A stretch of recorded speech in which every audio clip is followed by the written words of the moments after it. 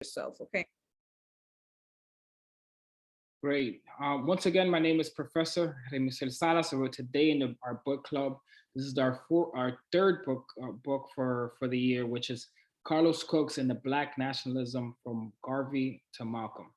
I don't know if everyone from here is from New York or had any knowledge of who Carlos Cooks was, but if anybody can put any emoji of their thumbs, if they knew who Carlos Cooks was before you read this book. No?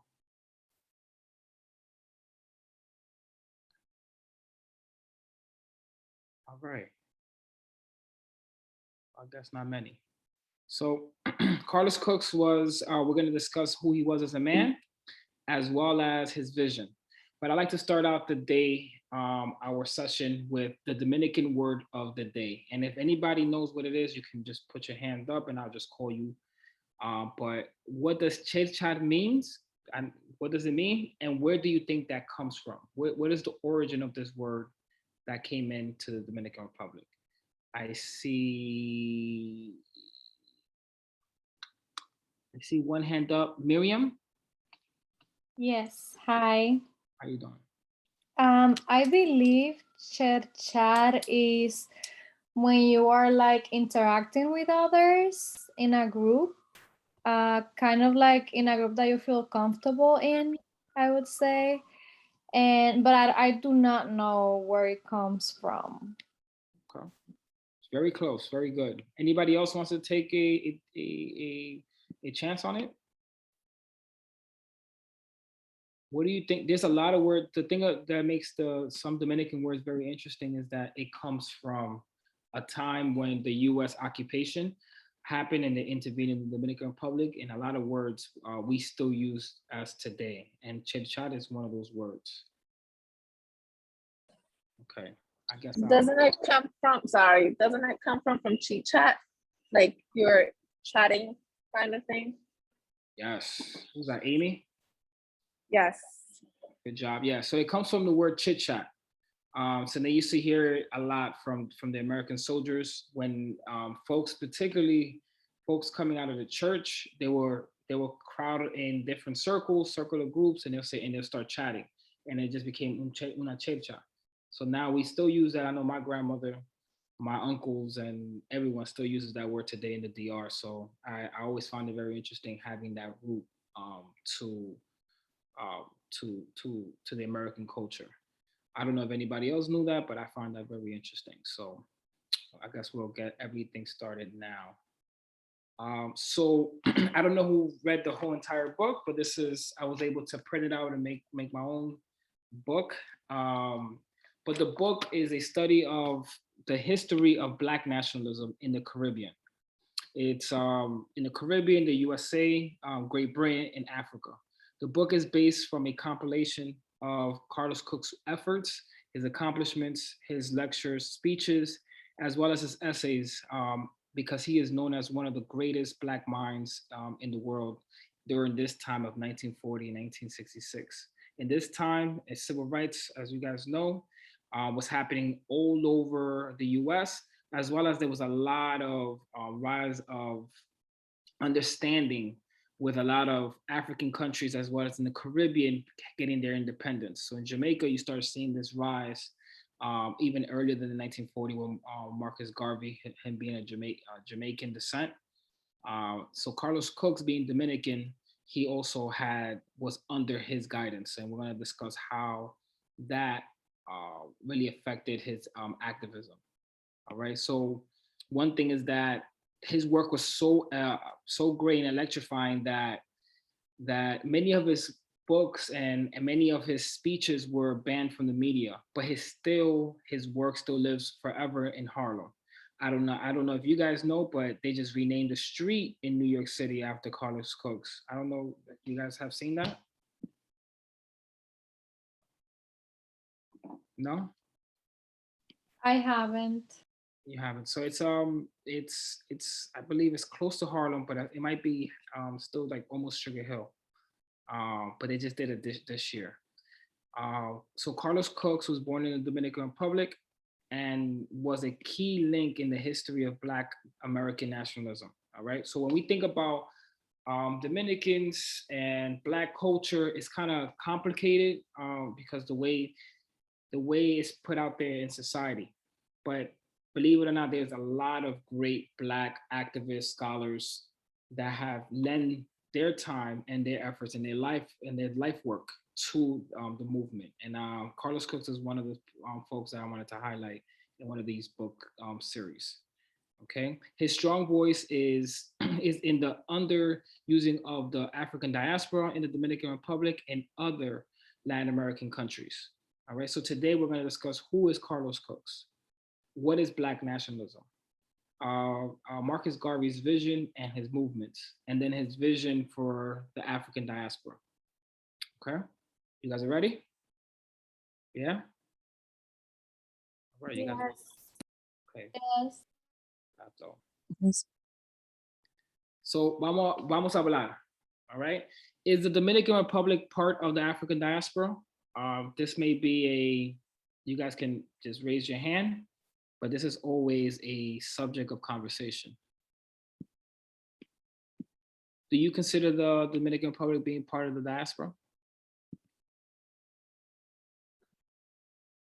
Manuel Manaya wrote in the chat, absolutely. Leslie indicated absolutely. Yes. Okay. I mean, we say yes, yes, yes, yes, but I think I see a lot of Dominican names and faces that when if you go to certain groups in the Dominican Republic, say, hey, we're Black, we're strong, it becomes a controversy. But remember that the Dominican Republic was the first place where they started inputting slaves into this side of the world. All right. So there was a blueprint that happened. The pilot program happened in the Dominican Republic. So the first Black people were developed in the Dominican Republic. Of course, there was a lot of mixing, a lot of cultural changes, which we still are affected every day. So yes, our ancestors. And we're going to discuss today what drove Carlos Cooks into this type of understanding and fighting for making sure that people wake up and see things. But he was also a controversial figure, and we're going to discuss his goods and his bad. I don't know if anybody was able to read his book.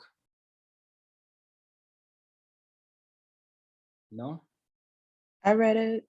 You read it? Oh, I know Presenza read it. She's been letting me know she read it a long time ago. How did you feel about his book? I didn't read like the part after the additional parts just because I kind of ran out of time, but I liked the book. I laughed a lot. There was some bits where I felt like he kind of contradicted himself, and I felt like politically he was a little immature. So I thought that was kind of interesting. But overall, I think he had good intentions, and I could see like where some sort of like phrases and things that you'd hear after, or like from the mid 60s and on, I could see how he would have been the person to start it, or one of them to start it. Yeah, that's interesting. Yeah, so he definitely had some controversy, but he was also a very strong voice, and we're gonna continue talking about that as a big part. So yeah, I do consider the Dominican Republic a big part of the African diaspora. Why? Because look at our culture, from the food. You can't tell me mangú is has an origin from Spain. Is an African root. The way we dance, the food is very, very African of origin. So we're going to discuss that. Does anybody have any questions? Anything they want to add in terms of DR being part of the African diaspora? No? Tato. So who was Carlos Cooks? Carlos Cooks was a Dominican born, but his roots are from St. Martin. All right. One thing I tell my class where I teach at BMCC is that many Dominicans have different origins, and they come from different parts. So if you're from San Pedro de Macorís, there's a lot of people in San Pedro de Macorís with British last names. Some of them come from Jamaica, St. Croix, different British islands. Why? Because the sugar industry was thriving in the late 1800s, early 1900s in the Dominican Republic. All right. Just like if you look at the President Lilis, which he was the first dictator of the Dominican Republic, his mother was from St. Thomas and the father was Haitian, but he was Dominican born. All right. And so you have a lot of different things like that. So even in parts of Monte Plata and Dominican Republic, many people have origins of Cuba, and many people don't even understand, the different parts. So in Samana is one of those places where most people are from, like Charleston, South Carolina. America made a big a deal with them to send freed blacks to Samana, and still today they keep that heritage there. So Dominicans definitely have a long history in terms of just the African diaspora. It's a melting pot. Okay, I don't know how many people knew that. No? I'm over here in LA, and I I ran into a basketball player named Trevor Ariza. He plays for the Lakers. But he's actually Dominican, but they also count him like not really Dominican because his grandfather is one of those African Americans that had 3 generations in Dominican Republic. So Samana, you're gonna see a lot of last names like Smith, Johnson, is in that, and that's the reason why. So going back to Carlos Cooks, he's a Black nationalist. He's an activist. He was a community organizer based out of Harlem. He was a key link in the history of Black America and the nationalism.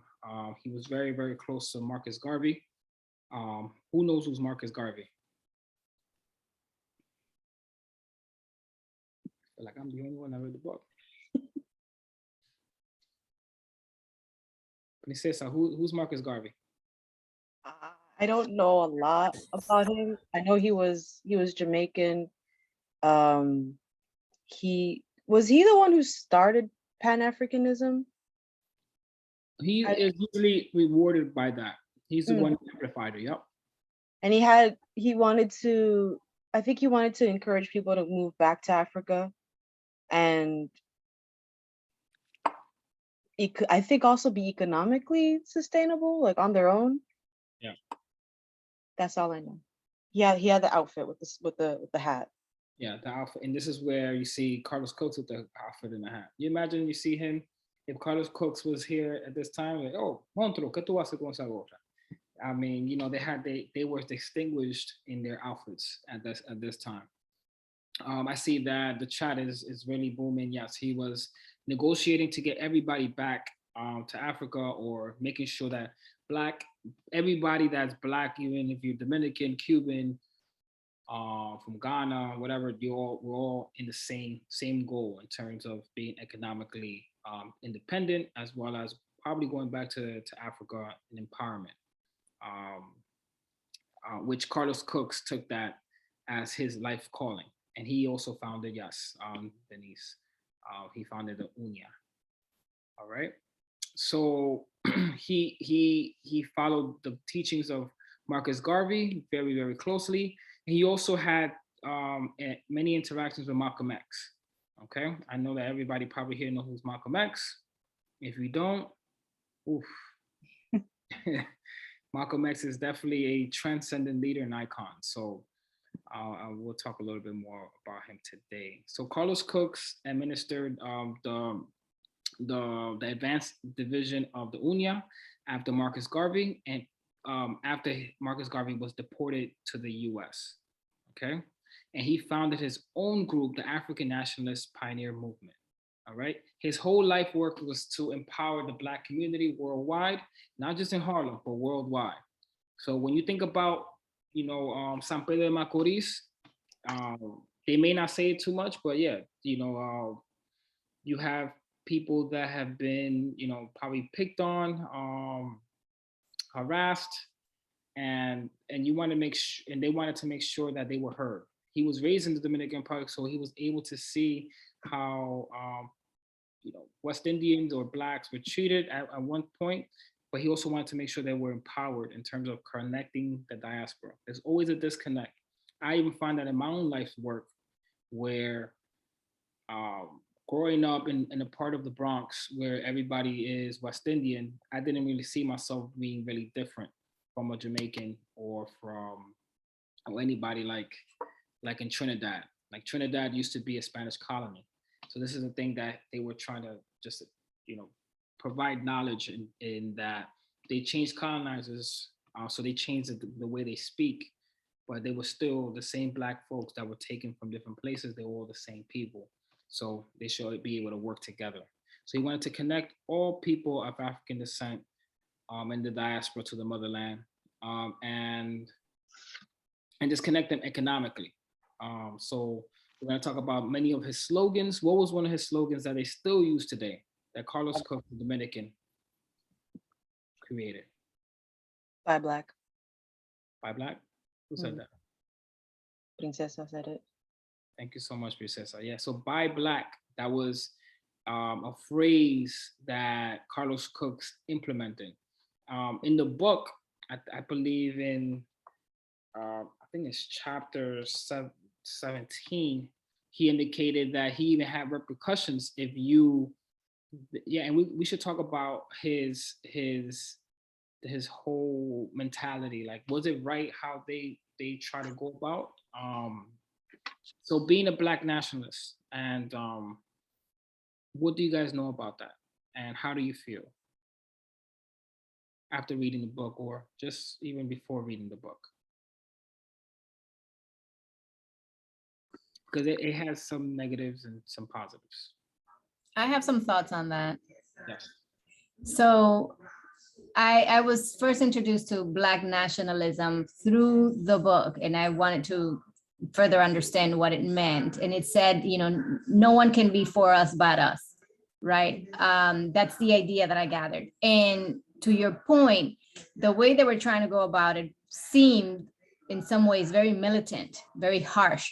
Like if you didn't buy from a Black business and you were spotted buying from a white business, they were going to beat you up. They were going to coerce you to do it.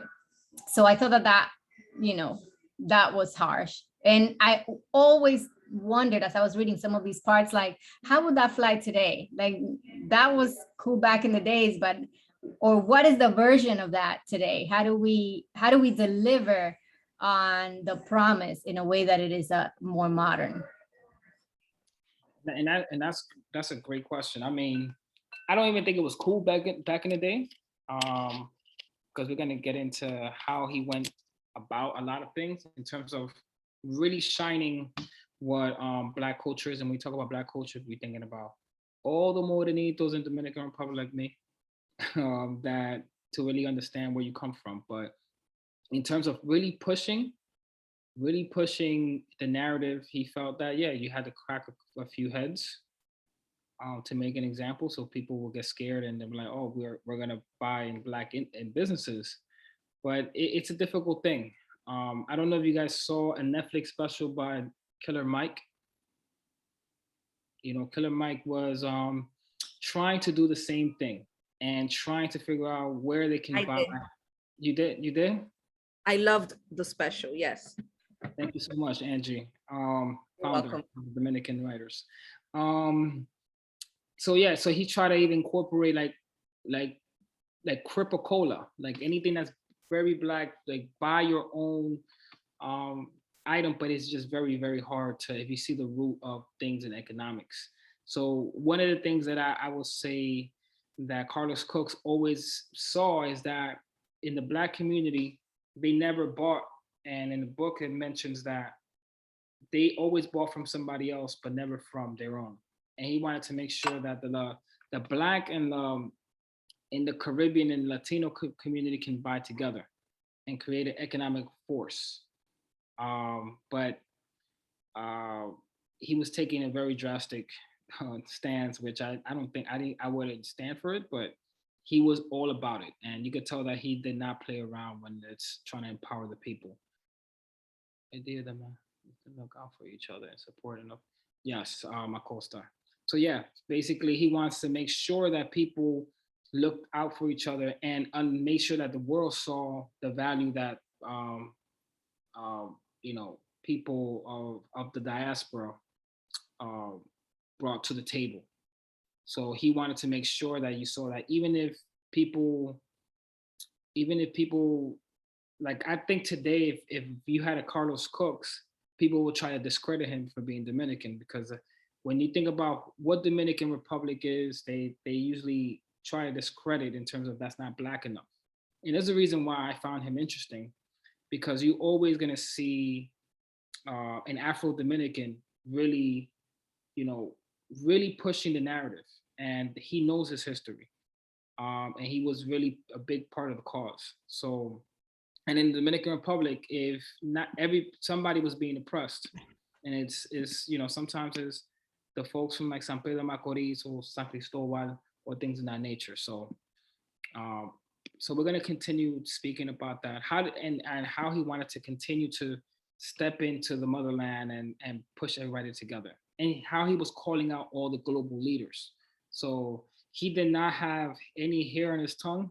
I mean, that's the part that was like, I don't know about you guys. When he was talking crazy. He was like Tupac talking in you know, he was talking crazy about Martin Luther King. I don't even want to repeat what he was saying about everybody. Like, he just wanted, yeah, he was absolutely crazy at times, but I understand his vision and how he wanted to really wanted to connect the Black community. I mean, that's part of my life's work, and this is the reason why I teach at CUNY with Dominican Studies. And one of the things about Carlos Cooks, like, how did Marcus Garvey influence Carlos Cooks? It mentions in the book how he met him and how they were able to connect. But what was his relationship with Marcus Garvey?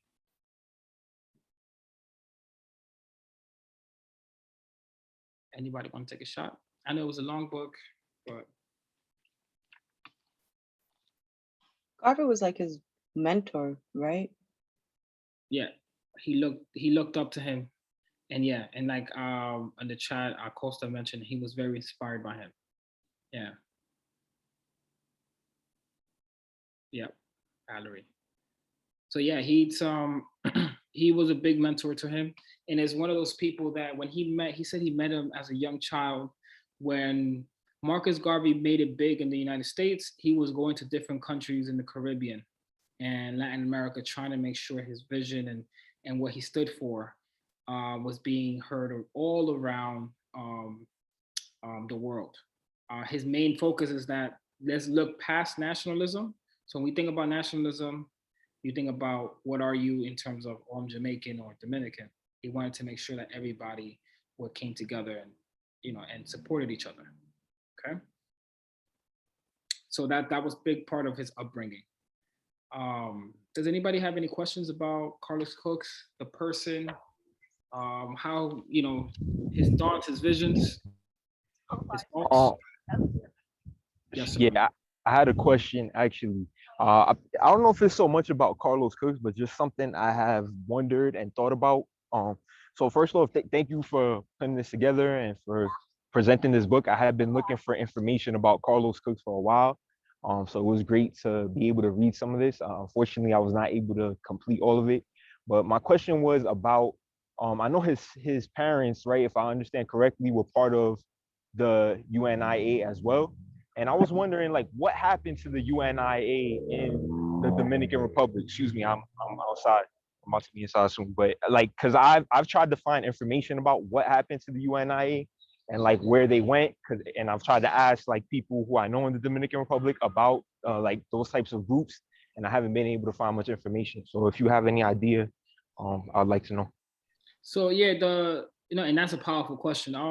Yeah, so both his parents were from St. Thomas, that's where Carlos Cook came across the movement and Marcus Garvey, and he was kind of raised into it while he was living in Santo Domingo, because he came to the United States at age 16. But the organization, last time I checked, they moved their headquarters to Belize. But like the little chapters, I'm not sure what happened to it. I know in San Pedro, I don't, you know, when people think about the DR, they only think about certain aspects, bachata and mangu, but in San Pedro de Macorís, you think about porch and that West Indian culture. And I know that they probably had a chapter there, but I have to really recheck what's the current status of the organization. But San Pedro de Macorís, Samaná, and in the South, they have really, really rich history, especially with this organization. All right. So and that's the reason I love the little, you know, just wanted to get more curious about Carlos Cooks is because when you think about taking you know, just being proud of, you know, your African ancestry, you have people like this, but they're not really highlighted in the Dominican culture. So we're gonna, anybody else has a question? Like anything that they saw in the book about Carlos Cooks as an individual? Yes. Yeah. It was more something that caught my eye about like, it was this one statement he said, like how he thought he said that like Hitler was a good man because he was killing white people. Yeah. But that got me wondering, did he not realize that Hitler also targeted people of color, including like blacks and other races as well? Because that's what really caught my eye, and that's been bouncing around in my head for a while. Yeah, that's that's a chapter I try to avoid, and that's definitely the chapter we're not gonna discuss here, because it was this guy. I went, yeah, he was a little. That's the part of his faults that I wanted to put out there because he did not want anything that had to do. Yeah, one of the craziest chapters. Yeah, and that he literally laid it all out in that chapter, and you know, he went after black leaders, but when it came to anything that was like European centric, he really let him have it. Of course, he had his faults with religion, organized religion, as well as anything that had to do in Europe. So he looked at Hitler as, you know, just because of all the things that he was doing, but I don't agree with it, like the way he was putting it out there. But yeah, it's crazy. It's crazy. I try to avoid that chapter, especially in conversation today. But yeah. Anybody that read that chapter has anything to say about that? I feel like that kind of is like an example of how he was inconsistent and kind of politically immature. Yeah. Because like, I think one can understand like the conditions that people were in, where it was like, you know, we're getting killed and lynched every day for no reason, you know, we're getting brutalized for no reason. So on one hand, I can understand like resenting, disliking, or hating white people like as a group, but I think it's extreme and morally not correct to be like, well, I'm glad that they're being exterminated. And again, like he wasn't even aware enough to be like, oh, they're exterminating anybody, not just, you know, not just this one group. And on top of that, the motivation was this sort of like racial purity, and it was just an even more extreme version of white supremacy. And it was inherited from the US's white supremacy anyway. So like no matter how you spin it, I feel like there's just like a complete lack of understanding or knowledge, and he's like applauding something that ultimately was at his, like, I can't remember the word for opposite of benefit. Yeah. But it wasn't to his benefit in either way. Yeah, no, that's very interesting. But you know, so even Marcus Garvey, which was his mentor, had and many times had to separate himself or like quiet him down because he was doing a little bit too much, especially with the religion part, as well as, you know, the genocide of other people. Remember, Marcus Garvey wanted to make sure that that, you know, just understanding up, you know, just to empower the Black community. I'm blessed to say that I had a great mother as a kid, that, you know, she made, without hating anybody. My mom always told me in Santo Domingo, like the best thing to be is un morenito, you know? So my mom would be like, mira te a ti, you know? So it's like, there's communities in Dominican Republic that see it that way. And but but to be trying to diminish another race is it's just part of the whole thing in terms of, I think that kind of diminished his legacy a bit. But even what the last person mentioned, with the whole Hitler thing and the Dominican Republic, just a little bit of history at this time. Trujillo was kind of very friendly with Hitler. He even made a deal with Hitler to take in the Jewish community to wind up the country. All right, while he was, trying to have his own genocide, and he had a lot of things that he really admired parts of Hitler as well. So I think that in the Dominican culture, in some parts of Latin America, they kind of missed that, in terms of, they missed that Hitler didn't even like you, but that was just the politics at that time. So yeah, so it's a very confusing time. Anybody else has anything to say before we go into the next item? But very interesting guy, Carlos Cooks, very interesting guy. So what is Black nationalism, right? Black nationalism is an understanding that Black people are a race that and it seeks development and maintaining a Black racial and national identity. Black nationalist activism revolves around social, political, and economic empowerment of the Black community and people, and it maintains a distinct Black identity. So Black nationalism rose within the African community in the United States in the early 20th century, when Marcus Garvey started promoting Pan-Africanism. Okay, and his ideas to really empower people of color. All right. Black nationalist ideas also proved a influence on on different Black movements like the Nation of Islam, the Black Panther Party, which I got my shirt since I'm in Cali right now,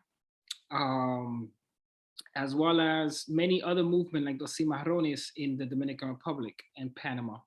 I don't know if anybody has ever heard of the Cimarrones, but the Cimarrones is a group of, a group of people of color in Dominican Republic, as well as different parts of Latin America. They call themselves the Cimarrones as the runaway slaves, but it's just a form of Black empowerment in the different islands. So Marcus Garvey, yes, like the Maroons, but we call them Cimarrones in Santo Domingo. So yes, so Marcus Garvey was one of the main folks to really push that forward, and he went to different countries to really have that understanding. Okay, does anybody have any questions? What is Black nationalism to you? And basically what is meant in the book, how they put it in the book. I didn't want to go chapter by chapter, but I just wanted to get you guys to have an understanding of the things that he kept repeating. What did you get from the book of Black nationalism?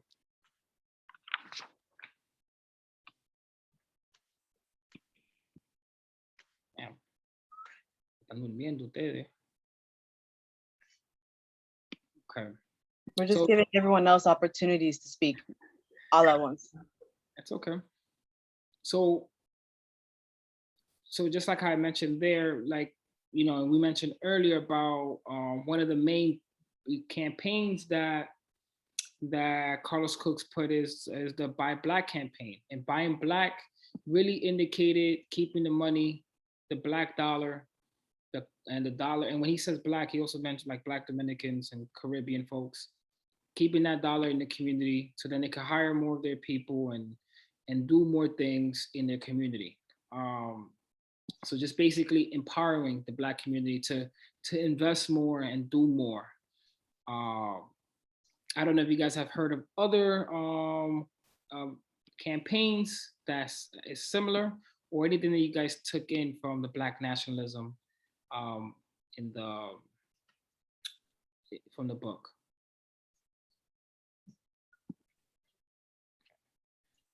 I'm just gonna call in. I wrote in the chat. Yes. I put Black pride and unity and expanding the idea of what it means to be Black. So like incorporating the Black diaspora around the world versus it only just, other movements being like focused on African Americans.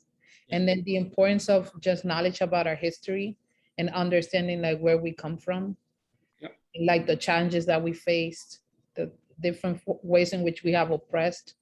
And I think we have been oppressed. And so, and in that, there's like a sense of unity that comes out of that in our shared experiences. So, yeah. Really. Thank you so much, Acosta. I mean, I liked when I know you're writing a lot, but anytime you want to say something, you always say powerful things. Anybody else wants to, what did they get from the book when they started reading more about the chapter 4, when he's talking about why Black nationalism, like why call on that? Like why that movement, especially at this time? I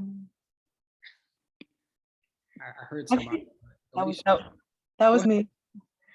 I mean, well, one of the things that, because you were like all different sort of campaigns, and one of them that I thought of was kind of like not really just the natural hair movement, but the sort of overall appreciating African features as beautiful.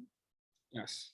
Like over the years, more and more acceptance of Black features, or at least certain Black features, but especially back then, so much of that wasn't the case. And like even in the 80s and 90s and still today, like, if you have any sort of Black feature, it's like, oh, it's not good enough and it's ugly. So there, like in the book, he does talk about beauty standards and having different beauty standards. I personally felt like there's a bit of a way that he says it that is a little bit not my favorite. Yeah. But the idea to appreciate those features is nice. You said it's not nice? No, I said it is nice. It is nice. I'm just saying I personally didn't like the way that it was sort of thought of, or he doesn't talk about women very much, which a lot of times when I feel like when I read different people, they don't talk about women much. And then when they do, it's sort of in this like, oh, women are beautiful, they're wonderful, they're beautiful, bye. And not really the experiences of Black women or like the lives of Black women. No, I feel you.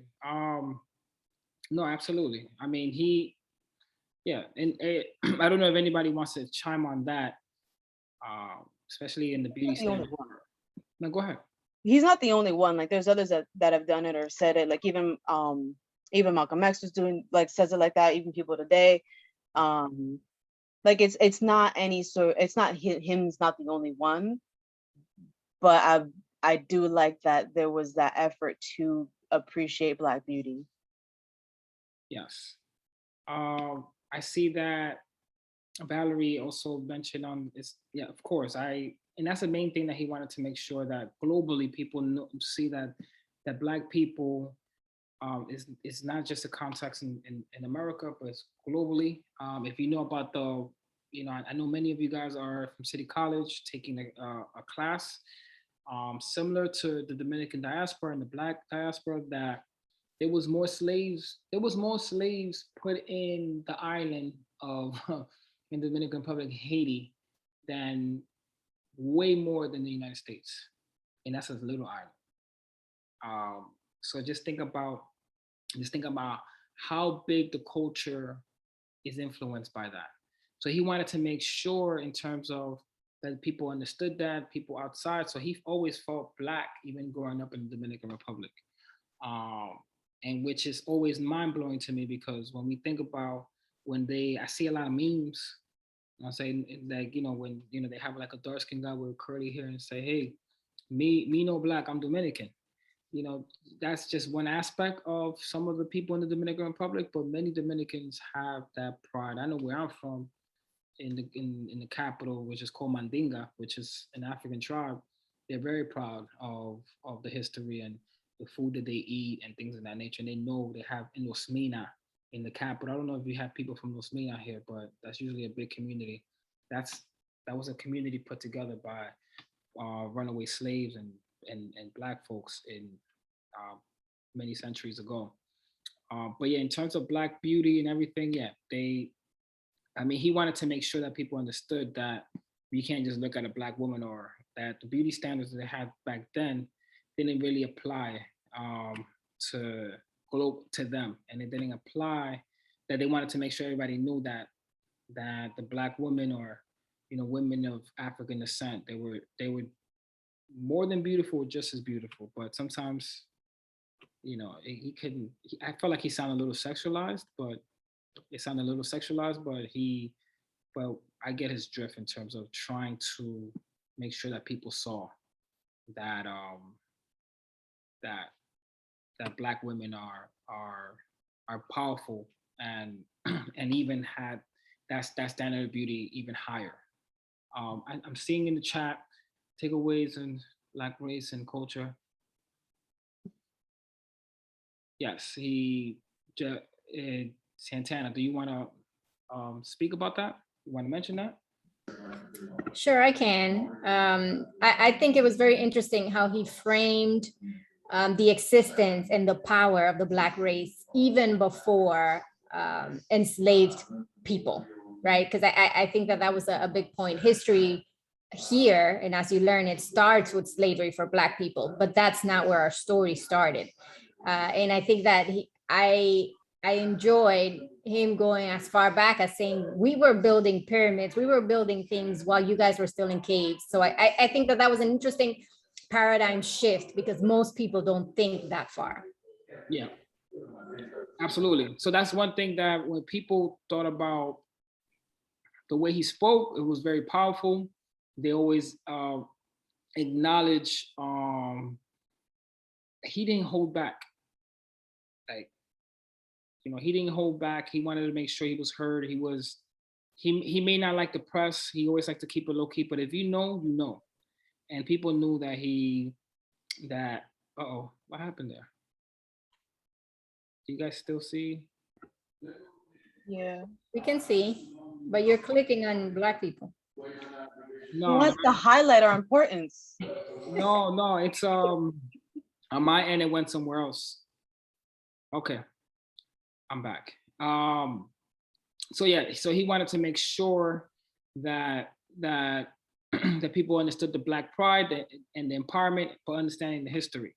All right, so even before they went, you were Black in the Dominican Republic, understand that you may have come from a tribe, and you don't have to look down on another person of African descent. Like even our neighbors of Haiti or Jamaica, we're all part of the same struggle. Okay. Before I go into the next slide, does anybody have any questions? This is an image of him when he did that speech of Buy Black, and when he was pushing that campaign in Harlem. I have one comment. Oh. Go. Okay, I have one comment, and it's based on the conversation we were having on how Dominicans feel. So I think that this generation that is having these conversations, are the new PR campaign that the Dominican Republic needs, because most people that still have that dated idea that Dominicans don't know we're Black is dated, and they don't understand that there's a new wave of Dominicans that are very aware and proud of the Blackness, and furthering that and infusing that pride into our children. So I think we are that PR campaign. Yes, facts. I'm glad that no, and I'm glad that we're shifting that, but we still have some groups that are still missing, and that's going over their heads. Even if you got the white wing. Dominicans have right wingers too. Yes, and a lot of them, but I even have some in my own family. That is just ridiculous when you have to have those conversations with them. I know Princessa had a thing to add as well. I just like there's one bit, and I kind of mentioned in the chat, that I liked what he said about Columbus, especially because it was Columbus Day the other day, where he was like, oh, in 1492, this man supposedly discovered the island of Hispaniola. And then he was like, well, in 1929, I moved to Harlem And I didn't discover. I apparently discovered it, and I forget how he worded it exactly, but I started cracking up when he said that. Yeah, now he was a powerful speaker. Naomi? I just wanted to add that they actually changed Columbus Day to Indigenous People Day. Yes, yes. Literally? Yeah. Oh snap! Okay. Okay. I mean, you know, It doesn't do much in terms of like, reparations or anything, but it's a nice gesture. yeah. I mean, you know, I have to check on that because I know that. Yeah, I just found that out recently. Like it's in the it just started, but it's in my niece's like calendar, school calendar and everything. Dope. So no, that's and this is something that he's been fighting for. Remember, this guy has been doing this work since the 1940s and the 60s. And now, you know, you start seeing, and this is the reason why it's important to highlight some of the folks that fought for it. So you know, great things. Anybody else has anything they want to, you know, amplify, especially on these first 5 chapters? We know that he's an extremist a little bit, but you know, his heart was in the right place. I wanted to add one more thing, and I don't know to what extent we'll get to this later on. But again, how I personally felt like he was really inconsistent. So he was bashing a lot of different things and a lot of different like movements and this and that and the other. And one part that I thought was interesting was he was really vocal against the Cuban Revolution, which, like, people have different views on that. But he was really harsh on it. And I thought it was interesting, one, because in the next breath, he'd be like, we need to have our economies for us, by us, et cetera, et cetera. And I was like, so that kind of defines what you were just bashing. And then on the other hand, a lot of people who were influenced by the Black nationalism and by like Cooks and Garvey and all them later would be very pro-Cuba. So I was like, oh, that's like an interesting contradiction. No, absolutely. And that's so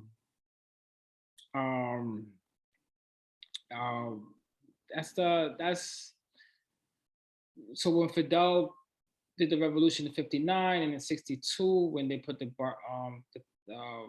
sanctions, basically people would not appreciate you at the time, but after. And that's what happened with like Martin Luther King and things of that nature. But he also felt that Fidel Castro, being actually a white man, he had no right.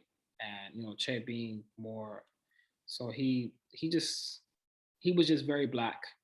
Like I don't even think he'll put milk in his coffee, but that's where he needs to, he needs to understand certain things.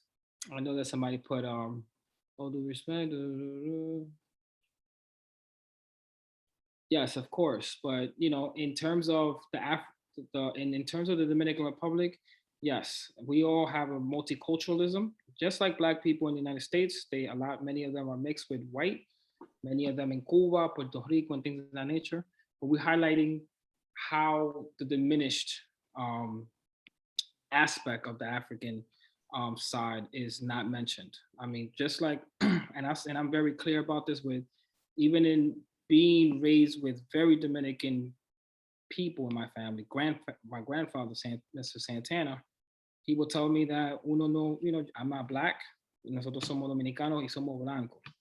And I think that's totally wrong in terms of how we see things.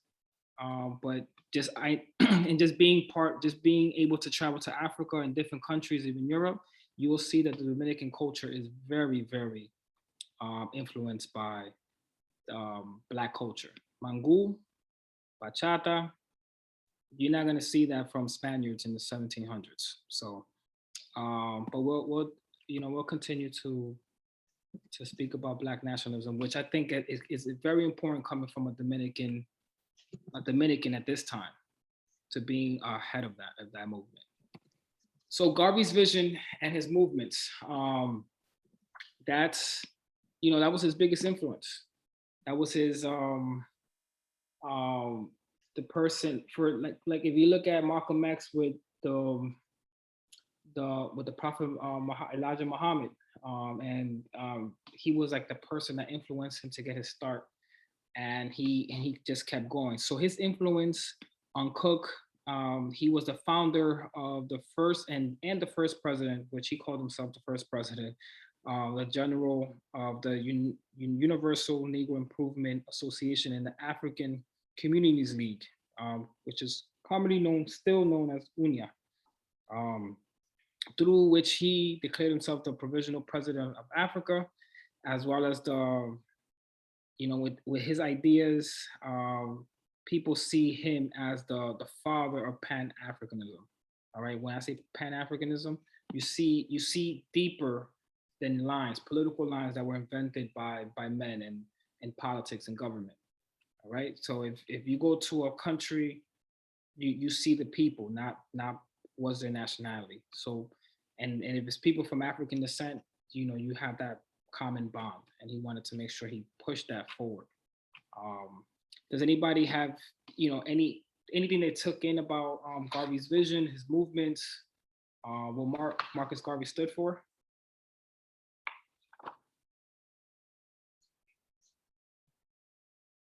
No? I see the chat is popping though. The people don't be popping here. Okay. But Marcus Garvey is a very, very important man, Jamaican. And that tells you in terms of him being from the Caribbean, Jamaica. I tell people from Jamaica, and even in my class, I cover that Jamaica used to be a Spanish colony. Okay? A Spanish colony, but then they changed colonizers and they ended up speaking English. At one time, the Dominican Republic changed colonizers to English. So that means if they've never changed the English, we would have been speaking English right now with a whole different type of culture. But the thing is, was the main part of the ingredient between like Jamaica, Dominican Republic, Trinidad, Puerto Rico is the African people that were all from West Africa. With very similar cultures, maybe different ethnicities, but similar cultures. And they kept that. And you still see that every day in the culture, in the foods and things of that nature. So he wanted to make sure that's amplified, and also, people of color usually get the short end of the stick, especially at this time. And when he started, it was Jim Crow laws in the United States. He wanted to make sure he pushed that. And one of the main visions and one of the main books that I'm going to take next for the next book in the book club is on my uncle Felipe Alo. When Felipe Alo came into the major leagues in 1955, with him and Roberto Clemente, they did not see them as, hey, you guys are, they saw them as Black men that can speak English. All right, so at that time, there was a universal, them working together. So it was not no nationalistic aspect, and that's how Pan-Africanism was really about, in terms of fighting together for a common cause. And Jesus,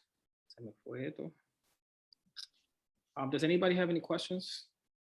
I know this is a book club. I don't want to over talk. No? Okay. I see the chat is popping though. All right.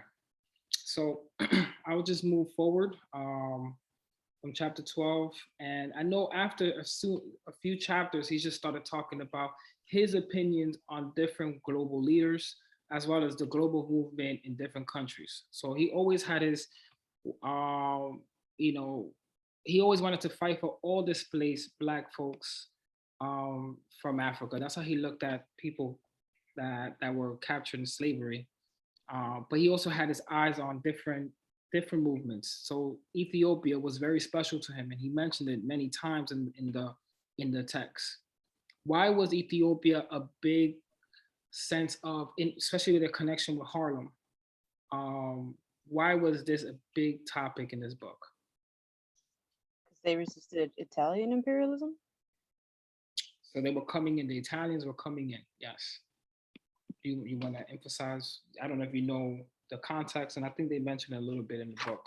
He did. I don't know much more beyond what he said, but it was like there was some sort of agreement with whoever was the king in Ethiopia and Italy, where the Italians gave to the king a contract that was like, oh, we could or we may negotiate somehow economically or like confer with each other. And then the Italian version was supposedly that Ethiopia must confirm things with Italy. And then because of that discrepancy, Italy was like, oh, we have the right to take over this land. And I think the king was like, heck no, and actually fought against them and was able to resist them, where other countries I think previously weren't able to at that time.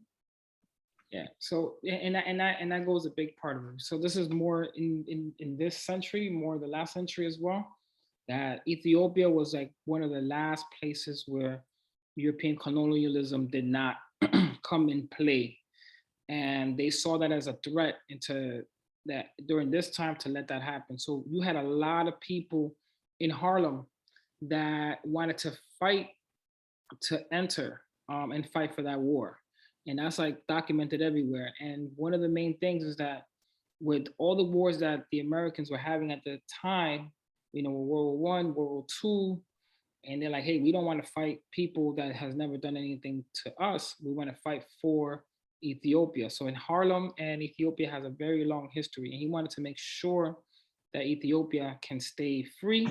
He really spoke a lot about the king in the kingdoms, which is King Menelik, and how he kept, you know, the people together. All right, that's why in Ethiopia they have a really big respect for Marcus Garvey, and there's a big connection there.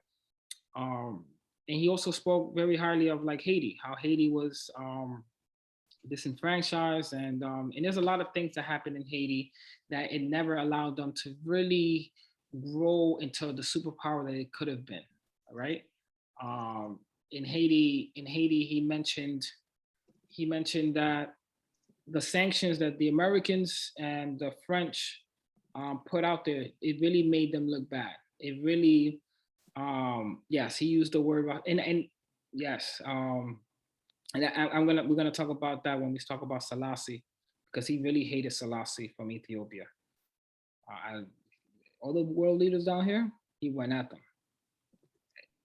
If you guys ever seen a music video of Tupac Hit 'Em Up, he was basically that, just going at everybody. But his love for Ethiopia was really meant, and they organized a big, you know, just people signing up to fight for Ethiopia. And in Haiti, they wanted to make sure Haiti had the opportunity to develop properly without European intervention, as well as, you know, just one people trying to really make it as their own.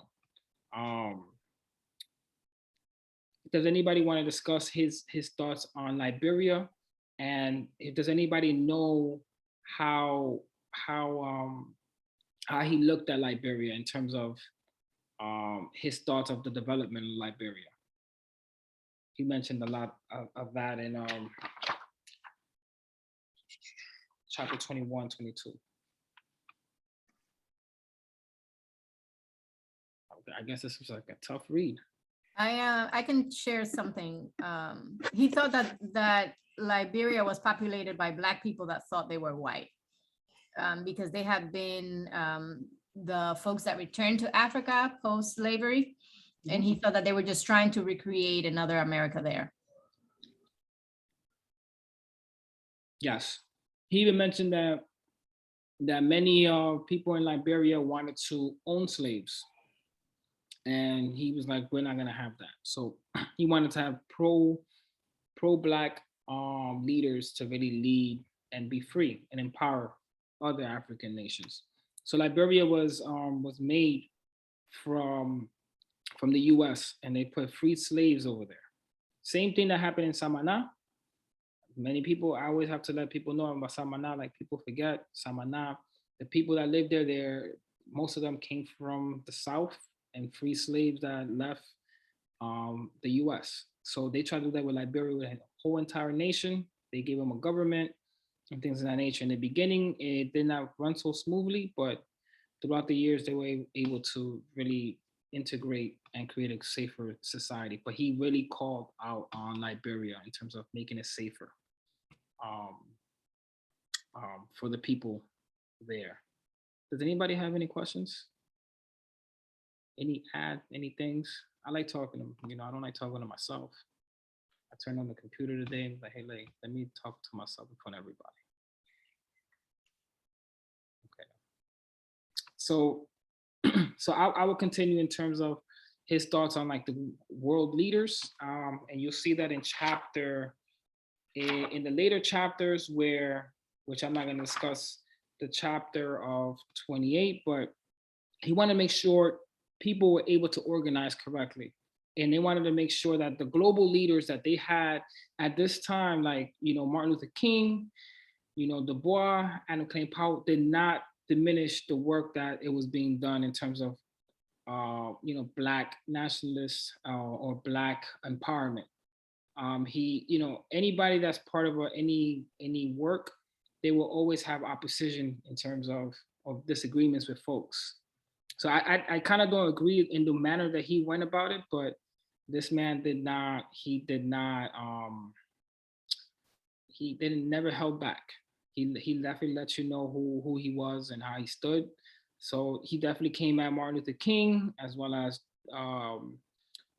Du Bois, which is probably one of my favorite people in history, where he said that they were for integration, they can't be trusted, as well as Adam Klein Powell Jr. from Harlem. He said that he's a sellout. Many people will feel that that's the opposite because in politics it's kind of a different game, but Adam Klein Powell definitely is one of the most successful New York politicians of all time in terms of passing legislation, but he just didn't feel that he really empowered and tried to help the Black community to rise. Does anybody have any questions in terms of his thoughts of certain electeds?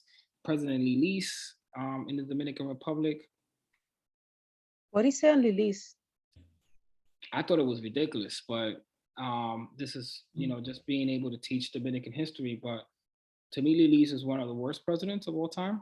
He felt Lilis was like the best thing because, Lilis was from his mother from St. Thomas and Haitian father. He felt like seeing a Black man really empower the Dominican Republic, being the first dictator. He felt like that was something powerful. But Lilis is definitely the reason why the Dominican Republic fell into serious debt. Serious debt. I mean, you don't play with Cibaeño money, and the Cibaeños definitely had to shoot him. So, but yeah, he really loved Lilis in many aspects. We have the papeletas de Lilis. Yes, the papeleta de Lilis. You just, if somebody says they're gonna pay you in papeleta de Lilis, they're playing with your money. So I have a question here on his extremism, and that is the idea that there's no room in America for Black people, right? So as he was saying, he was criticizing these leaders like, oh, you're for integration and that can never really happen. Or, there's no real opportunity for you here. And then again, I have a question of, well, what is the modern day version of this? Because we have progressed since then. We're still struggling and we're still fighting fights. So how do we wrap our minds around that idea? So that's a great question. I mean, anybody else wants to take a stab at it before? I mean, I feel like people still kind of argue that today in certain circles. Are like, look, there still isn't really much empowerment. Like, yes, you might have a little more representation here or there, or you might theoretically be able to get some leg up. But a lot of people will also argue like, we still are very disenfranchised. We don't really have a say in our own lives or things like that, etc. We don't have a lot of economic power. I feel like for some, like some people will argue like, oh, we should do kind of like a land back sort of a thing, or some will argue like, we should just all go back over to the mother continent. Like I think people still make a lot of the same points that they've been making since the 60s. I feel like maybe less people, or maybe it's less, maybe like what degree of people are saying that versus not is a little harder to see because it's now, and then we could see what people were talking about in hindsight. So I don't know. Yeah. I wonder if you'll Yeah, ever I see kind of, the move to Africa. Go ahead. Go ahead. Go ahead, buddy. I don't know who said that. oh, I was gonna, yeah, no, I was mostly gonna agree with Princesa. Like I feel like I think people still do make those arguments today, but it, like I think she said it perfectly. Not as many. I think Princesa said it perfectly. Maybe not as many, or they're not as vocal, or the contingent is not that large. And I think like the goal has changed to something different. Probably something that Carlos Cooks wouldn't be happy to see today, right? Like a more looking to be part of a more diverse society, finding space in a more diverse society, and trying to obtain rights through representation. But I think there is a perhaps a smaller contingent that still makes those arguments because like Princess said, like there's still a lot of issues with wealth. It seems like that even if you do get representation in like the current order, it's still kind of like a white supremacist order, so and a way of thinking. So it's hard to make progress. Progress is very incremental. So yeah. I want to add too, like, especially from more of a Pan-African point of view, even if we do have a couple concessions here or there is still a lot of brutalization of African peoples throughout the world. So, and I think it's a little easier to see it with the kind of technology that we have nowadays to be like, hey, listen, like, this might be well and good that such and such happened, or we had this representation of that, but you just had, a bunch of people deported to Haiti, and a lot of them had to deal with like sexual harassment or kidnapping. And then you had people who were being, we still have child slavery just for like chocolate and things like that, or to get whatever special medal to have this fancy new car. Yeah. So yeah, I mean, I personally think that the issues are still there, and I feel like the conversations are still very similar to the conversations people had been having. Yeah, I think in my aspect, I say that the conversation is still there. I think it's more prevalent now because you start seeing more people of color getting money, and they're getting opportunities in tech, they're getting opportunities more in politics, starting their own businesses. But a lot of folks are traveling back to Africa. I this year I've been in 2 different countries in Africa. I went to Togo and I went to Ethiopia. And I can tell you right now, lit and wonderful. And you see how people, it's exactly the same. I put it on my Instagram, and people have cousins in Dominican Republic. Hey, when you come to the DR, you got to make sure you stop by here. I'm like, man, I'm in Ethiopia right now. And you start seeing things like Afrochella happening in Ghana, and people are literally going from the diaspora is seeing that, because I can tell you right now, it's a whole different world over there. And there's jobs that are becoming more, you working from home or you working from your office, that it's more accessible. So the conversation is still there and it's still happening. But there's a lot of work to be done, but in a way of not being so bashful. Yeah, he's taken it to another level, but I admire his enthusiasm. Are we moving to Africa? I'm telling you right now, if you go over there, you might. Ethiopia was exactly like DR. You have everybody dancing. You even had, look, I hate to put that out in our culture. You even had like everything like the DR was Ethiopia, and then Togo even amplified that. The food just a little bit spicier. It was just beautiful, and they also made me mango. I mean, I know that we have some nationalists, Dominican nationalists, would be like, wow, a Dominican came here and taught the whole country to do this, but it's basically they've been doing that for centuries there. So it's a wonderful thing. I think that think it's not far-fetched.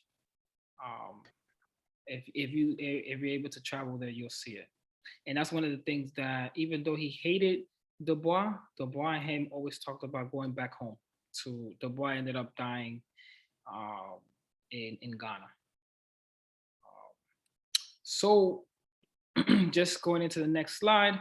So with Dominican identity being so complex, it's very complex. There's no research leader that can tell you how Dominican identity is really, just one way of seeing things, because it's perceived internally very differently, as well as people outside of our culture perceives it. So what are things in the Dominican culture that is rooted and considered to be African? Everything. I mean, what's anything? That was me being funny. But the food, I feel like I have a thing for food history, and I'm always saying, like, to my mom and my family, I'm like, we cook indigenous agriculture in the African way. Like, we have foods like different tubers, but we cook them the way our ancestors did, the way that West African people still do. Yeah, I feel like I always find it so dope. This guy said, "Bro, yeah." There's I always find it so dope that you could be enslaved and you could still keep that culture for 200, 400 years, and I think that's a beautiful thing. Valerie Young, I know she has her hand up. I would say that it's the dark skin color and the curly hair that is considered African in the Dominican Republic. Yeah, hairstyles are coming back in, and we're embracing that. Absolutely, as well as one thing that I noticed when I went to the motherland is that people really like, how could I say this? People really like to come around together and just laugh, because real wealth, I learned this from an African dude. He said it to me when I was in Togo. Real African wealth is not based by money, but if you could show how many children you have in the front of your house. This is why we stand in front of our houses. But as long as how everybody just is happy, is something that I think that you see that in the DR, because in DR, everybody just seems to be happy in front of their houses, being able to show their wealth in terms of having how big their family is and how connected their family is. That's like real wealth to them. And same thing in Togo. Wow, that's powerful.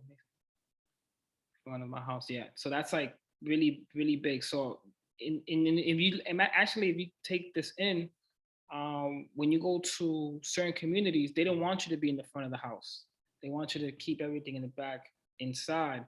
But in the Black community, you go to any hoods in New York, or I'm in Cali right now, you see them outside, that's considered like the power. That, I got 5 dudes in front of my house, that's considered power. And that's the same thing in Togo, in West Africa. So yeah, the food, the music, my man said Palo, of course. Palo is it's from it's more Togo and Benin, in which a lot of slaves came from there, and the Yoruba from Nigeria. So of course, she said Kong. You can't go wrong with Kong. Who knows what Kong is? that crispy rice in the bottom of the pot. That's pegao, D. I know we got some Puerto Ricans here saying pegao. First of all, I'm mixed. Get it together. Okay, I'm getting it together. I'm trying. And I'm sorry, I'm actually driving. That's why it's hard for me. I'm trying to listen. I keep coming in and out. But I wanted to tell you when you was referring to when you were talking about how he feels towards people. I have a personal opinion on Carlos Cook idea. I think that for us as Afro Latinos and even African Americans in general descent, I don't feel like we have a lack of, and when they were saying that unification is the key, I also believe that, but we have to push each other. If we don't push each other, we're not gonna get anywhere. It's like people think that we're always fighting against each other. and don't help each other to progress. And I think that's one of the biggest things that we all go wrong. And I'm saying, like, that's what I believe. Like, you can see a Black person progressing, or a Dominican or Hispanic, of any culture or of any nation, and instead of us being happy, genuinely happy for them and pushing them, it's like we get this jealousy trip instead of helping them out to keep pushing, to keep going. And that's what I think, maybe that's why Cook didn't believe in that unification, and was the key for all of us to get together. Because nowadays you see Blacks and whites and everyone just gathering together, and that's a beautiful thing to see, something we didn't see even back in the 90s or 80s, but now in the 2000s we see that like every single day and everywhere you go. No, absolutely. No, and I think that's, so basically in this book, I think that people may take the way he was putting it out there the wrong way, but he was like really pushing that narrative. Like, we need to come together by any means necessary. And if you're not with us, I know that he had the little chapter that you'll get beat up, but he really wanted Yeah. everybody together. Yeah. Like, one thing I see, like, in one culture that I see that often, and people might judge them based on that, is the Jewish people. They help each other to the point of no extent. I mean, they exclude other people, but they help each other progress. And they're a voice in the world because of the thing, how they are as united as that. Like, we're not as united as they are.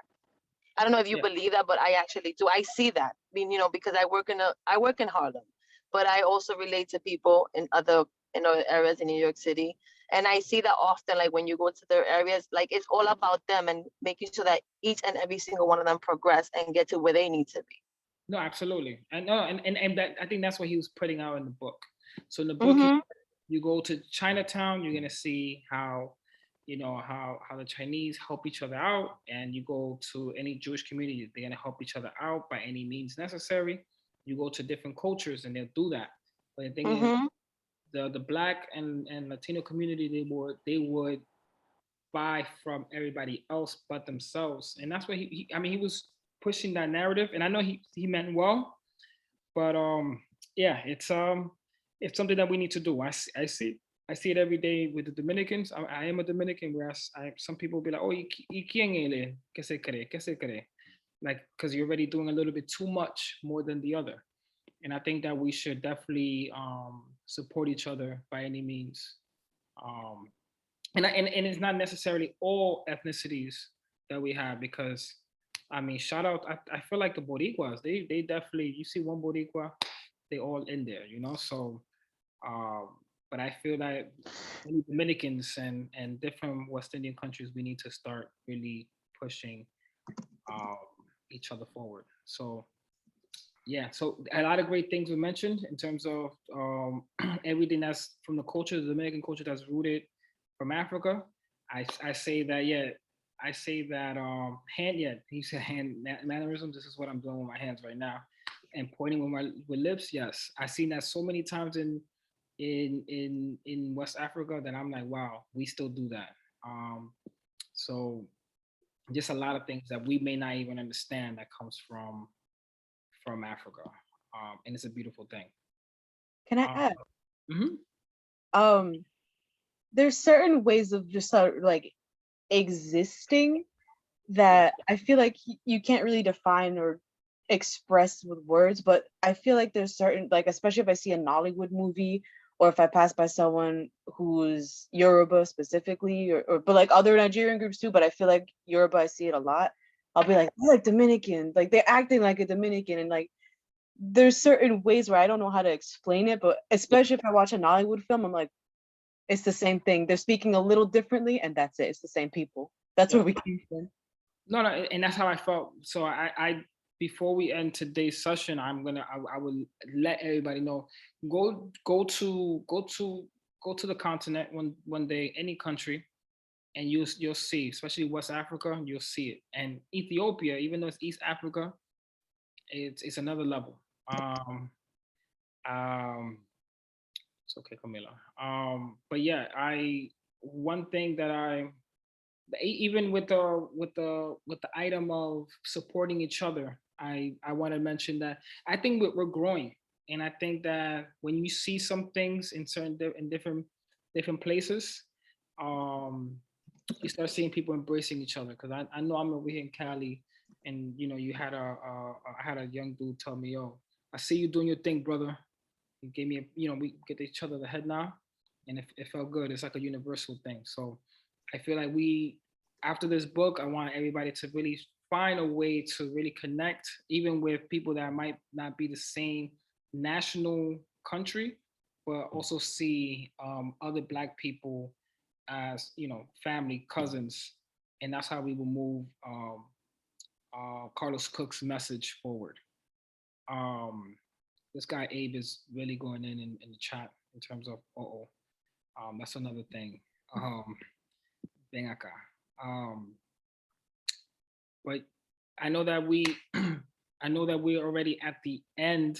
I did cover almost everything except that chapter, the 28th. But remember in the book, they have in the item, that PDF that I provided, it provided all his work, everything that he was part of, all his flyers that he put out when he spoke, and they also put some of his speeches in terms of talking about the Black woman, talking about slaves and free men. It's just trying to change the narrative in your mind in terms of how you see things. And the reason why I find this very compelling and I find it very, I loved it coming from him, is because this is coming from a Dominican man that was raised in the Dominican Republic, that has, you know, a strong identity in terms of his Black culture. So those people are definitely not highlighted enough. So we will continue to provide more books. And I know the next book is going to be about the book of the Alou family, Felipe Alou, which is My Life in Baseball, where he talks about being drafted in New York and being probably the first Dominican like that's really on TV, where they see, you know, a black Afro Latino, you know, a person that's Black that can't speak English but has another home, and how he had to work together with, you know, Hank Aaron, Willie Mays, and everybody to really fight for their wages and a career. But if anybody has any additional questions, please feel free to ask now. Go. I have a general question. Yes, Santana. So general question for everyone. I really love the idea of buying Black, and I know of a lot of Black businesses that we can support, that I support, right?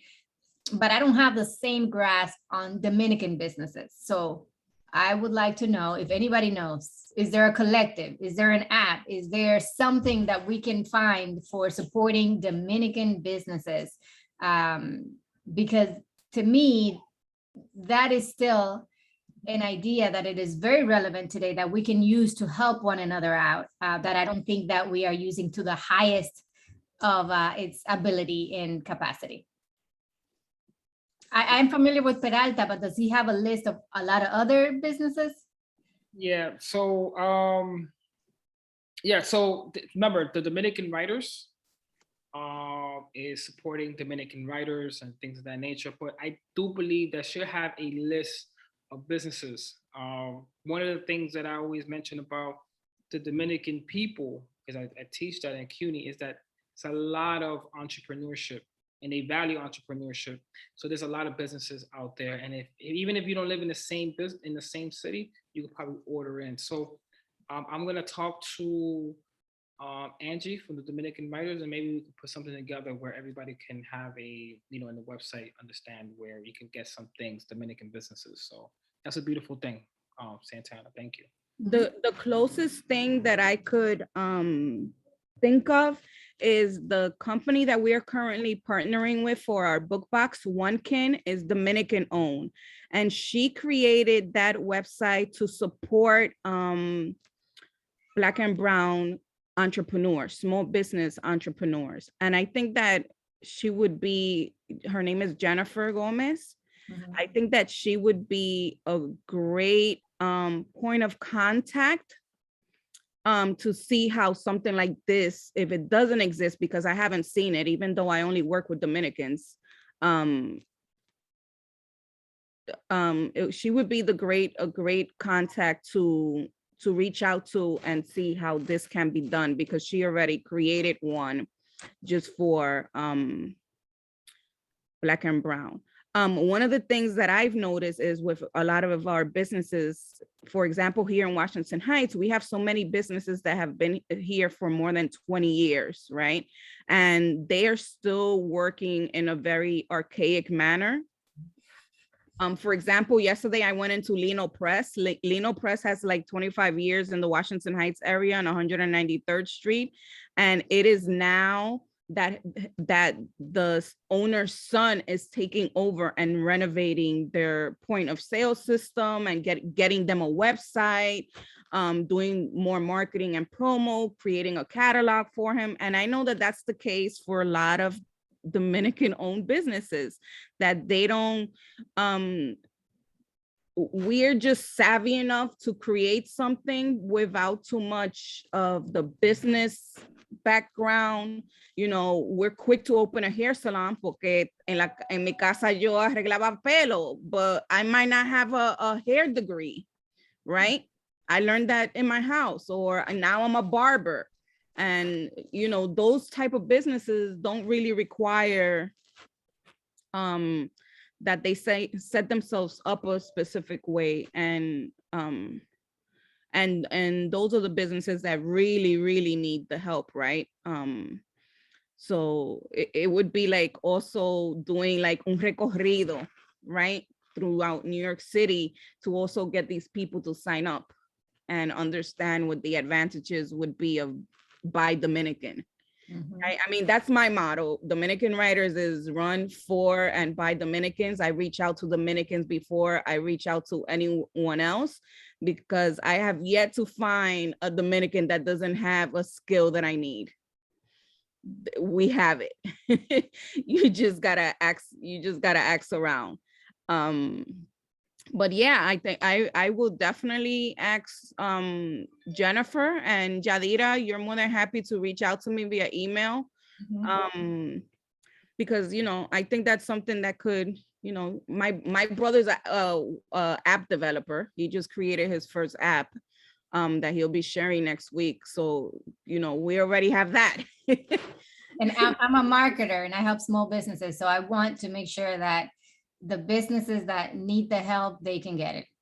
Yeah, and my brother's app is kind of along the lines of businesses. It's like a Yelp app, but it's a app that you take pictures of your food, whether you're eating in a restaurant, whether you bought it in a bodega, whether you bought it in a food truck, to and review it.